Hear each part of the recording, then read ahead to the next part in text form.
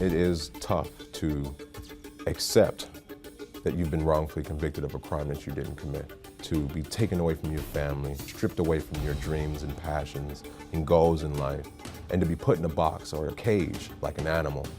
It is something that I wish on no one. I was a highly recruited All-American football player. My name is Brian Banks. I am a former wrongfully convicted man who, at the age of 16, was wrongfully convicted of a crime I didn't commit.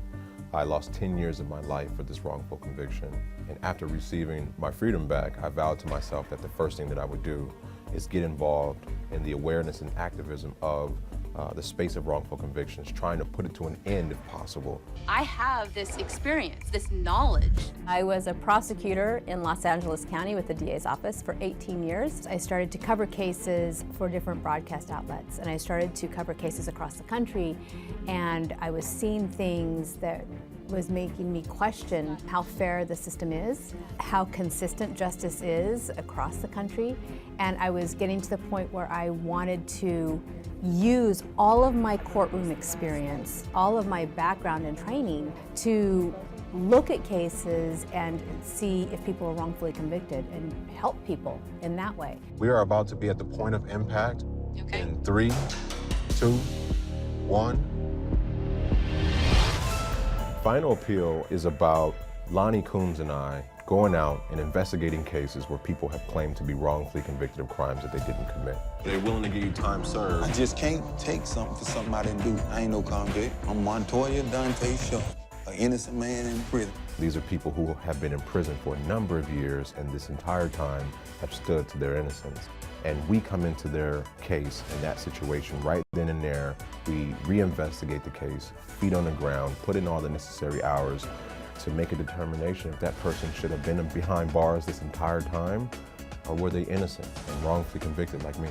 We were searching for the truth. Whatever it takes to be able to find the truth, that's what we want to do here. We try our very best to turn over every stone.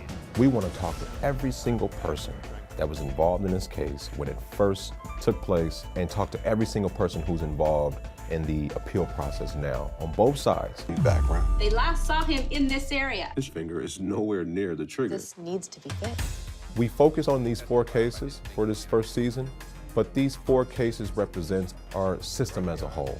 It speaks for the space of wrongful convictions. It speaks for the space of going to trial and facing charges. It became very personal and emotional for us going through it, much more than I thought. You know, I'm a very reserved attorney, and to have Brian by my side through all of that, doing it together, just made it a really wonderful, life-changing experience. I think that there are a number of ways that someone can be wrongfully convicted of a crime.